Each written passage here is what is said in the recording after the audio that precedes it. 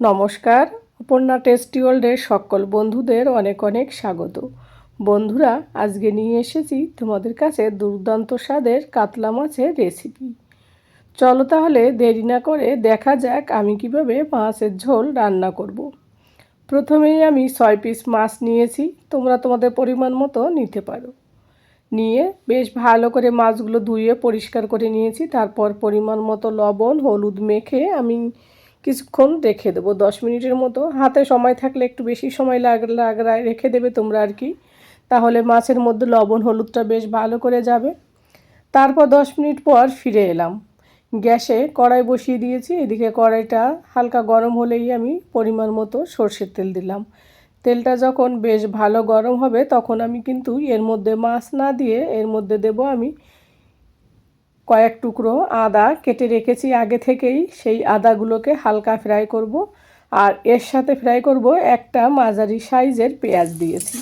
এই পেঁয়াজ এই আদা ফ্রাই করে যে মশলাটা হবে, এই মশলার কিন্তু স্বাদই অন্যরকম হবে।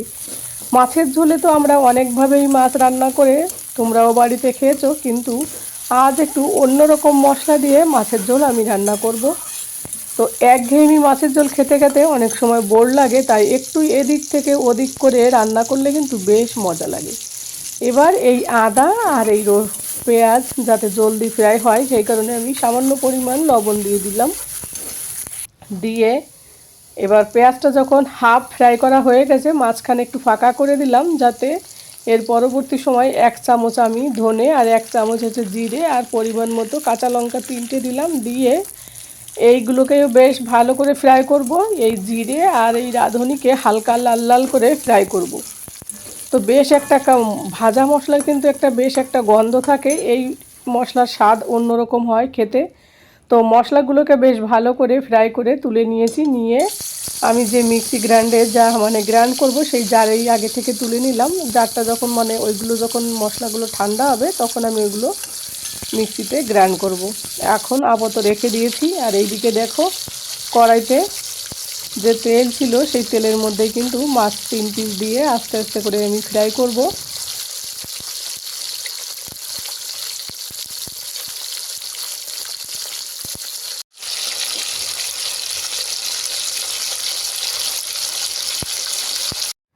আর যে কোনো মাছের ঝোলের রেসিপিতে মাছগুলো বেশ সুন্দর করে ফ্রাই করলে কিন্তু মাছের ঝোল খুব সুন্দর হয়। তো দেখো, বেশ সুন্দর লাল লাল করে ফ্রাই করে নিয়েছি আমি, নিয়ে আলাদা করে তুলে নিয়েছি। তারপর যে তেল থাকলো সেই তেলের মধ্যে বাকি 3 পিস মাছও আমি দিয়ে দেবো। দিয়ে এই 3 পিসও মাছও আমি এপিট ওপিট বেশ ভালো করে লাল লাল করে ফ্রাই করে নেব। তো দেখো বন্ধুরা, এই 3টো ফ্রাই হয়ে গেল।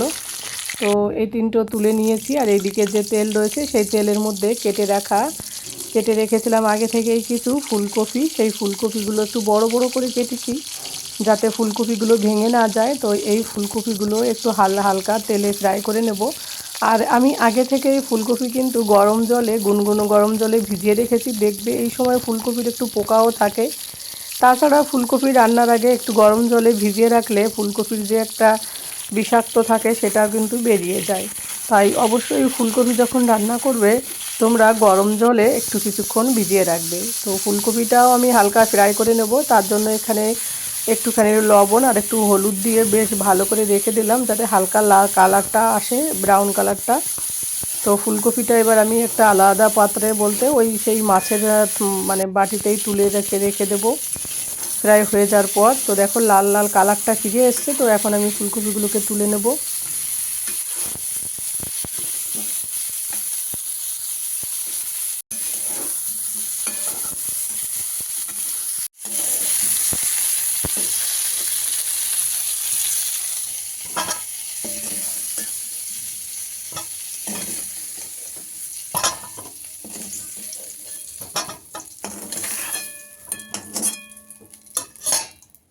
এবার আমি বন্ধুরা কড়াইতে যে তেল রয়েছে তার মধ্যে আর একটু কিছু সর্ষের তেল দিয়ে দেব। দেওয়ার পর আমি এখানে ফোড়নে দিয়েছি একটা শুকনো লঙ্কা, 2টো তেজপাতা মাঝখানে কেটে দিয়েছি।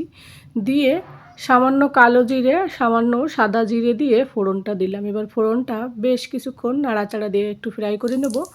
যখন ফোড়ন থেকে একটা হালকা গন্ধ বেরোবে তখন আমি এর মধ্যে দিয়ে দেবো আগে থেকে কেটে রেখেছি দুটো বড় বড় সাইজের আলু। আলুগুলো একটু লম্বা লম্বা করে কেটে রেখেছি, ধুয়ে পরিষ্কার করে সেই আলুগুলোই এর মধ্যে দিয়ে দিলাম। দিয়ে আলুগুলো বেশ ভালো করে একটু ফ্রাই করে নেব। তার আগে আলুগুলো যাতে জলদি ফ্রাই হয় তার জন্য কালারের জন্য দিলাম হলুদ আর একটু স্বাদ মতো লবণ দিয়ে ঢাকা চাপা দিয়ে বেশ কিছুক্ষণ আমি এইভাবে ফ্রাই করে নেব আলুটাকে। তো ঢাকা চাপা ঢাকনাটাকে তুলে নিয়ে এলাম আবার 5 মিনিট পর বন্ধুরা। তো দেখো আলুর কালারটা একটু চেঞ্জ হয়ে এসছে। এবার আবার আমি ঢাকা চাপা দেবো। আর ওইদিকে যে মশলাটা সেই মশলাটাও আমি রেডি করে রেখেছি মিক্সি গ্রাইন্ডে, ঠান্ডা হওয়ার পর গ্রাইন্ড করে নিয়েছি হালকা জল দিয়ে। আর এইদিকে আলু ভাজাটাও প্রায় কমপ্লিট না, 30% হয়েছে, এখনও 50% হয়নি। এই পর্যায়ে আমি ওই যে ভেজে রাখা যে মশলাটা গ্রাইন্ড করেছি মিক্সিতে ওই মশলাটা কিন্তু এর মধ্যে দিয়ে দেবো। কারণ মশলাটাও কিন্তু 50% কাঁচা ছিল, বিশেষ করে পেঁয়াজ আর আদা। বাকি ধনে আর জিরে তো পুরো ফ্রাই হয়ে গিয়েছিল। তো সেই মশলাটা এবার এখানে আরেকটু ফ্রাই করব, সঙ্গে আলুটাও সিদ্ধ হয়ে যাবে 50%।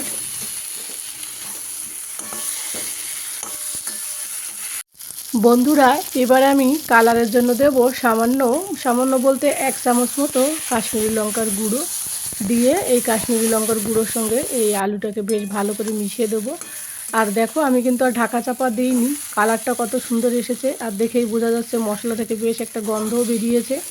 আর আলুটাও 50%-এরও বেশি সিদ্ধ হয়ে গেছে। তো আর 2 মিনিটের মতো এইভাবে নাড়াচাড়া দিয়ে এর মধ্যে আমি পরিমাণ মতো জল দিয়ে দেবো। এইভাবে কিন্তু মশলা করলে কিন্তু মাছের ঝোলের টেস্ট অন্যরকম হয়।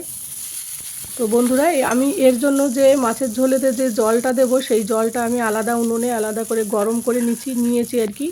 আর এইদিকে দেখো কিছু কাঁচা লঙ্কা দেব, একটু ঝাল ঝাল করে মাছের ঝোলটা হবে। তো যে গরম জলটা রেখেছিলাম সেই জলটা এখন আমি এর মধ্যে পরিমাণ মতো দিয়ে দেবো। আর গরম জল দিলে খুব জলদি রান্নাটাও হয় আর তরকারির টেস্টও কিন্তু অন্যরকম হয়। তো ঝোলটা একটু বেশিই দেবো, আলুর তরকারির যেহেতু আলুতে একটু ঝোল বেশিই লাগে।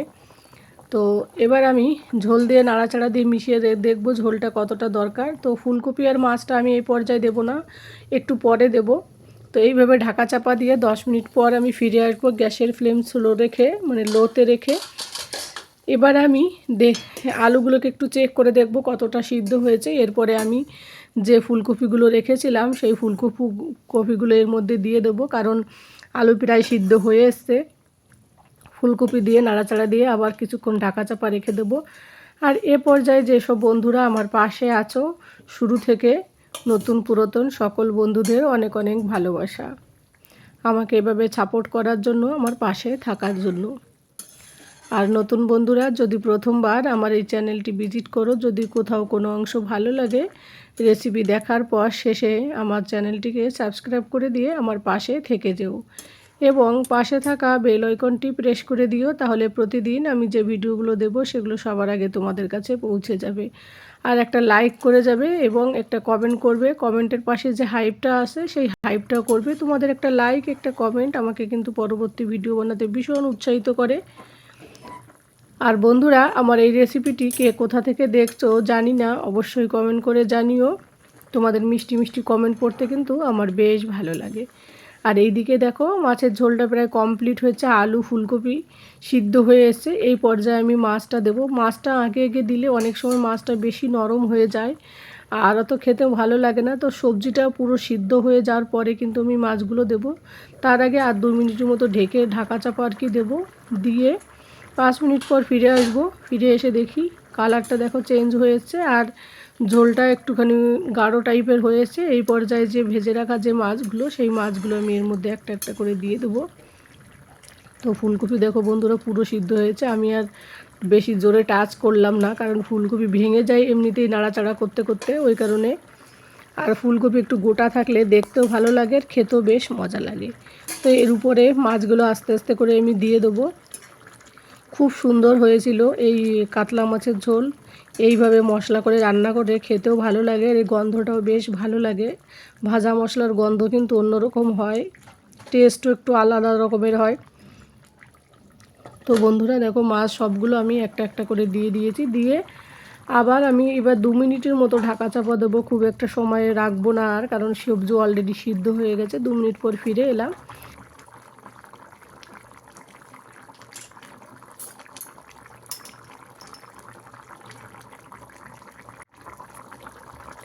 এবার বন্ধুরা সবশেষে দেব আমি বাড়িতে বানিয়ে রাখা গরম মশলা পাউডার। গরম মশলা পাউডার দেওয়ার পর এর মধ্যে দেব আমি আগে থেকে কেটে রেখেছি ধুয়ে ফ্রেশ ধনেপাতা আর কি। তো ধনেপাতা না দিলে রান্নাটা পুরো মনে হয় কমপ্লিটই হয় না।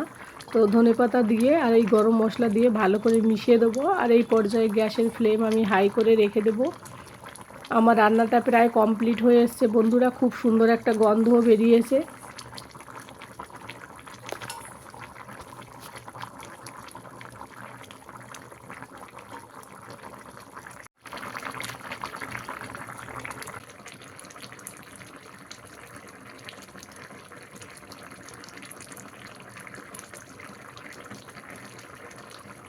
তো বন্ধুরা রান্না আমার পুরো কমপ্লিট। এবার আমি গ্যাস অফ করে দেব। আর এরকম যদি মাছের ঝোল থাকে শীতের সময় গরম গরম ধোয়া ওঠা ভাতের সঙ্গে দুপুরে কিন্তু আর কিছুই লাগে না। এই একটি মাত্র পদ দিয়ে কিন্তু পুরো খাবারটা খাওয়া হয়ে যাবে। আর বাড়ির সবাই কিন্তু বারবার খেতে চাইবে। অবশ্যই একবার হলেও বাড়িতে এইভাবে আমার মতো করে মাছের ঝোল তোমরাও বাড়িতে বানিয়ে দেখতে পারো। আশা করি সবাই খুব খুশি হবে আর খুব মজা করে খাবে। আর এই মাছের ঝোল এই মশলা দিয়েই রান্না করবে বন্ধুরা, কারণ সবসময় একঘেয়েমি মশলা খেতে দেখবে ভালো লাগে না। একটু অন্যরকমভাবে মশলা দিয়ে রান্না করলে, এদিক থেকে ওদিক করে রান্না করলে তরকারির স্বাদও কিন্তু অন্যরকম হয় আর খেতে বেশ ভালো লাগে। আর আমি যে সবজি দিয়েছি এই সবজির পরিবর্তে তোমরা যে কোনো সবজি দিয়ে কিন্তু এই মাছের ঝোলটি বানাতে পারো। আশা করি বেশ ভালো লাগবে। তো তোমাদের আমি সার্ভ করে দেখাচ্ছি। যতটা দেখতে সুন্দর হয়েছিল খেতেও কিন্তু তার থেকেও অনেক বেশি মজা লাগছিল। তো দেখো ফুলকপিগুলো পুরো একেবারে গোটা গোটা রয়েছে কিন্তু সফট আছে। তো একদম হালকা পাতলা ঝোলই কিন্তু এই রান্নাটাই বেশি ভালো লাগে, খুব একটা গ্রেভি না। যেহেতু আমি সবজি দিয়েছি তাই হালকা পাতলা ঝোল থাকলে কিন্তু খেতে দুর্দান্ত লাগে আর স্বাস্থ্যকরও হয়। বেশি মশলা খাওয়াটা যদিও আমাদের স্বাস্থ্যের পক্ষে খুবই ক্ষতিকারক, তাই হালকা পাতলা মশলা দিয়ে এইভাবে বাড়িতে অবশ্যই মাছের ঝোল রান্না করবে। এবং রান্না করার পর খেয়ে তোমরা এসে আমাকে কমেন্ট করে জানাবে এই মশলা দিয়ে এইভাবে। আশা করি ভালো লাগবে। তো খেতেও খুব সুন্দর হয়েছিল বন্ধুরা। এরকম মাছের ঝোল থাকলে আর কিছুই লাগবে না। তো বন্ধুরা আজকের রেসিপিটি কে কোথা থেকে দেখছো অবশ্যই জানিও। আর বেশি বড় করব না, যে যেখান থেকে দেখছো সকলে ভালো থাকো, সুস্থ থাকো এবং সাবধানে থাকো। দেখা হবে তোমাদের সঙ্গে পরবর্তী কোনো রেসিপি ভিডিওতে। আর আজকের রেসিপিটি যদি ভালো লাগে অবশ্যই লাইক কমেন্ট করে জানিও এবং বন্ধু বান্ধব আত্মীয় পরিজনদের মধ্যে আমার এই রেসিপিটি শেয়ার করতে পারো। তো বন্ধুরা আজকে এই পর্যন্তই, টাটা, বাই বাই।